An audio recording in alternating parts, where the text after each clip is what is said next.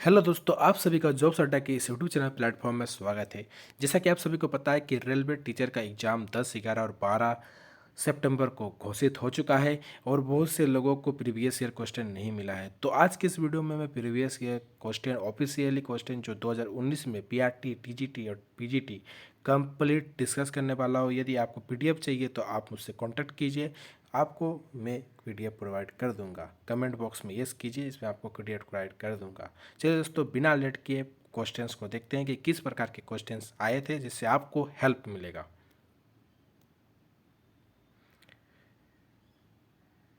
जैसा कि आपको स्क्रीन में दिख रहा होगा कि मैं रेलवे प्रीवियस ईयर क्वेश्चन का ओरिजिनल जो पेपर है, जैसा कि आप सभी देख सकते हैं, उसको डिस्कस करने वाला हूं।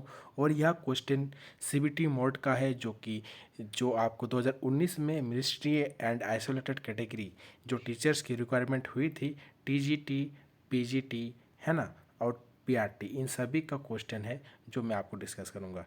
जैसा कि आप देख सकते हैं, PGT, TGT and all post का यह प्रोफेशनल एबिलिटी का क्वेश्चन है जो कि आप सभी देख सकते हैं। कक्षा में विद्यार्थियों के बीच सहयोग और शारीरिक संतुलन के विकास को प्रोत्साहित करने के लिए निम्नलिखित में से कौन सी गतिविधि सर्वाधिक उपयुक्त है? तो शारीरिक खेल, है ना। करेक्ट आंसर क्या है? शारीरिक खेल। उसके बाद एक छात्र को, हाँ, क्वेश्चन नंबर 2 देखिए था, concentrated operational stage of cognitive development for any individual usually start of the age of 7। Answer क्या है? 7। फिर एक छात्र को उसकी रचनात्मक सोच के कौशल का परीक्षण करने के लिए एक कार्य दिया जाता है। कार्य करते समय छात्र कुछ लिखता है, फिर जो उसने लिखा है उसे काट देता है और फिर से शुरू करता है और उसको भी मिटा देता है। इस प्रकार का नियंत्रण और क्रमिक प्रयास डेस कहलाता है। तो ये क्या है? प्रयत्न प्रयत्न एवं त्रुटि का सिद्धांत कौन दिया था? थॉर्नडाइक ने दिया था। किस प्रकार से किया था वो? उसने क्या किया था? किस पर एक्सपेरिमेंट किया था जिसमें उसको, है ना, प्रयत्न एवं त्रुटि का सिद्धांत के अनुसार इसका आंसर वही है। प्राचीन समय में डैश के जरिए त्रिकोणमिति का अध्ययन किया जाता है, तो खगोल शास्त्र के जरिए। कथनीय संप्रत्यक्षण परीक्षण, थेमेटिक ऑपरेशन टेस्ट, टेएटी को डैश के द्वारा विकसित किया गया था, तो हेनरी एंड मुर्रे के द्वारा विकसित किया गया था।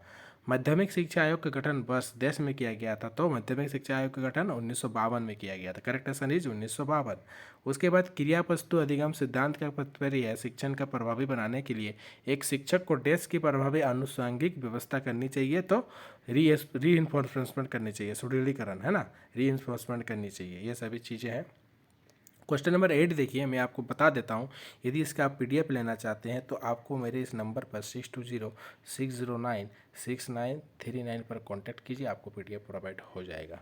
देखिए, भौतिक और भावनात्मक कल्याण की मूलभूत आवश्यकताओं को डैश के रूप में जाना जाता है, तो अब मूल्यांकन संबंधी आवश्यकताओं के रूप में शिक्षा मनोविज्ञान में क्रिया प्रस्तुति अधिगम की एक विधि, इसका संबंध निम्न में से किसे माना जाता है? तो बी एफ स्किनर ही बताया था क्रिया प्रस्तुति का, है ना। प्रयत्न एवं त्रुटि का थॉर्नडाइक। कक्षा के नियमों का निर्धारण करने के लिए विद्यार्थियों को शामिल करने का प्राथमिक उद्देश्य क्या है? तो विद्यार्थियों में जिम्मेदारी की भावना विकसित करना होगा, तभी जाके ऐसा होगा। When we want to different things that are desirable, this is an example of conflict approach, है ना। विद्यालय में प्रतिस्पर्धा के संदर्भ में मुख्य चिंता डैश पर प्रभाव है, तो विद्यार्थी विद्यार्थी में संबंध पर।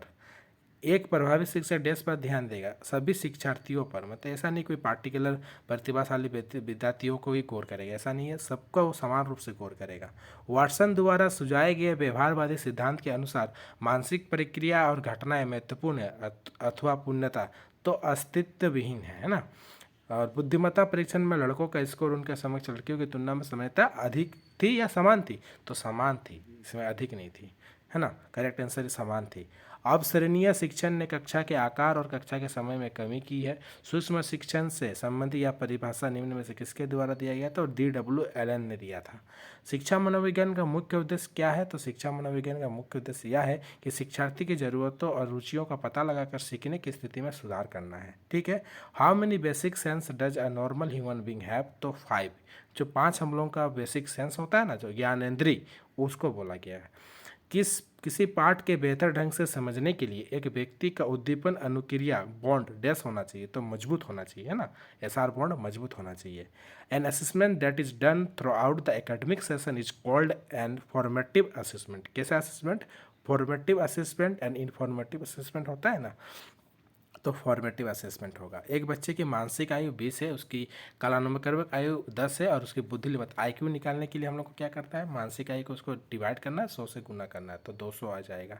ठीक है ना, इसे करके देखिए, जो 200 है बाई 10 है ना, इसको 100 से गुना करो, क्या है 200, 200 आपकी मानसिक आयु है और कालानुक्रम आयु 10 है, तो उसको गुना करने के बाद काटेंगे तो आपका 200 आएगा। It is IQ. आईक्यू क्या है, इंटेलिजेंस, तो ये आपका बुद्धिमत्ता निकल जाएगा। ठीक है, उसके बाद क्वेश्चन नंबर 22 देखिए, थोड़ा मिसप्रिंट है। 23 में आते हैं, किसी कक्षा में छात्रों के औसत अंक डेस की गणना करके ज्ञात की जा सकती है। तो समांतर माध्य के द्वारा किया जा सकता है, साइन है ना। राष्ट्रीय पाठ्यचर्या रूपरेखा एनसीएफ नेशनल करिकुलम फ्रेमवर्क 2005 निम्न में से किसे प्रोत्साहित करती है, तो लचीली परीक्षा प्रणाली को, मतलब लचीला होना चाहिए, ऐसा नहीं कि कठिन रटने पर ये सब नहीं होगा ना।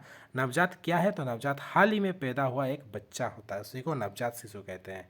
फील्ड क्लास की सबसे महत्वपूर्ण विशेषता निम्नलिखित में से कौन सी है, तो विद्यार्थियों द्वारा स्वयं सीखने का दायित्व लेना, इसे फील्ड क्लास बोलते हैं। निम्नलिखित में से कौन सा शिक्षा के सामाजिक प्रक्रिया में विश्वास करते हैं, तो जॉन डेवी ऐसा विश्वास करते थे। जीन पियाजे के अनुसार संज्ञानात्मक विकास के चरणों की संख्या कितनी है, तो 4 है, उन्होंने 4 दिया है ना। लाहे 1995 के अनुसार प्रेरणा को एक उत्प्रेरणा के रूप में परिभाषित किया गया है जो किसी को डेस्क के लिए उत्साहित करती है, तो कार्य करने के लिए। ठीक है दोस्तों, करेक्ट आंसर कार्य करने के लिए। 2005 में जारी राष्ट्रीय पाठ्यचर्या की रूपरेखा जो एनसीएफ थी, इसका केंद्र बिंदु क्या था, बिना बोझ का शिक्षा, मैंने बिना बोझ के अधिगम, जो मैंने आपको बताया था लचीला। अधिगम की क्रिया में जब मुख्यतः पेशियों की शक्ति का उपयोग शामिल होता है तो उसे डेस्क कहा जाता है, तो मोटर अधिगम, मोटर अध्ययन, मोटर स्किल है ना। Among all the stage of child development identified by the Jean पियाजे, the stage is which the child is able to reason about abstract और हाइपोथेटिकल आइडियाज इज, तो फॉर्मल ऑपरेशन स्टेज में होता है ना ये। बहु बुद्धिमत्ता का सिद्धांत डेस्क के द्वारा दिया गया, तो हार्वर्ड गार्डनर के द्वारा दिया गया है, आप सभी को पता है। यदि किसी विद्यार्थी को किसी समस्या का हल निकालने के लिए कहा जाता है तो वह समस्या स्वयं डेस्क नहीं होनी चाहिए, तो भयावह नहीं होना चाहिए, मतलब डरावना नहीं होना चाहिए। निम्नलिखित में से किसका मानना था कि बुद्धिमत्ता एक प्राथमिक कारक है और अनेक विशिष्ट कारकों पर आधारित है, तो चार्ल्स स्पेयरमैन का ऐसा मानना था।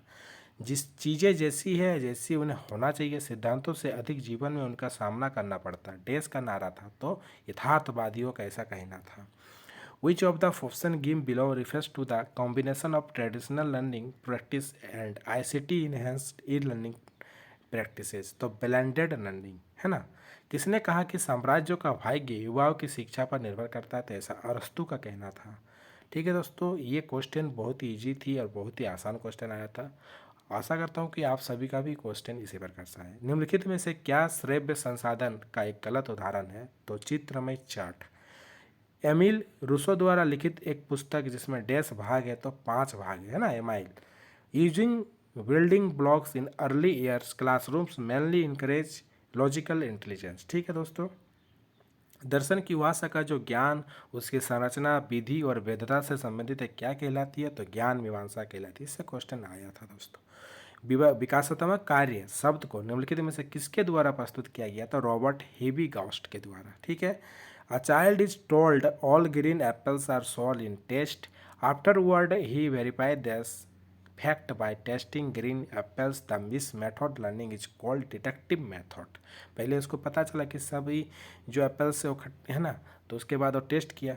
Which famous psychologist believe that the collective unconscious, तो कार्ल जंग करेंगे सोचता था।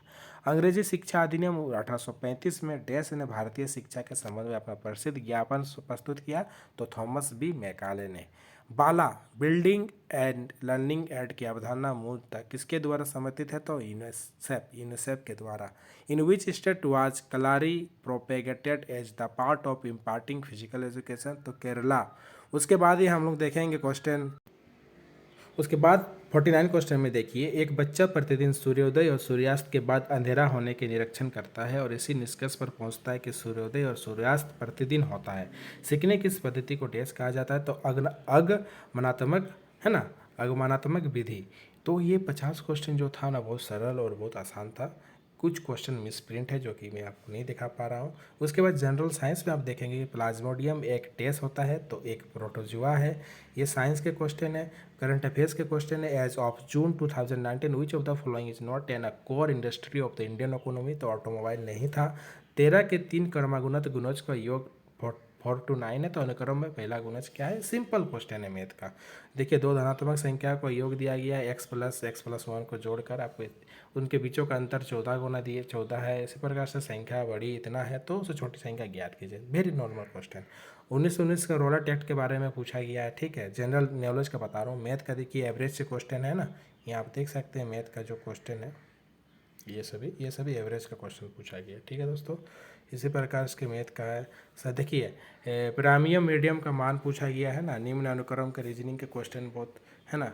The primary sector which includes fishing in also called, निम्न में से कौन सा एशियाटिक शहर का मतलब प्राकृतिक आवास है? गिर राष्ट्रीय उद्यान जो कि गुजरात में है। ये सभी नॉर्मल क्वेश्चन पूरी तरह से पूछा गया है, एकदम बहुत ही ईजी। ये मैं सारे डिस्कस नहीं करूँगा, मैंने जो प्रोफेशनल एबिलिटी है, जो सीडीपी है, उसको डिस्कस कर लिया हूँ। यदि आपका से PDF लेना है तो आप मुझसे कांटेक्ट कीजिए। जस्ट आपको कुछ नहीं करना है, आपको 620620609639 पर कांटेक्ट करना है और इसको जस्ट आपको मैं 51 रुपये में प्रोवाइड कर दूँगा। धन्यवाद। वीडियो को शेयर कीजिए, चैनल को सब्सक्राइब कीजिए।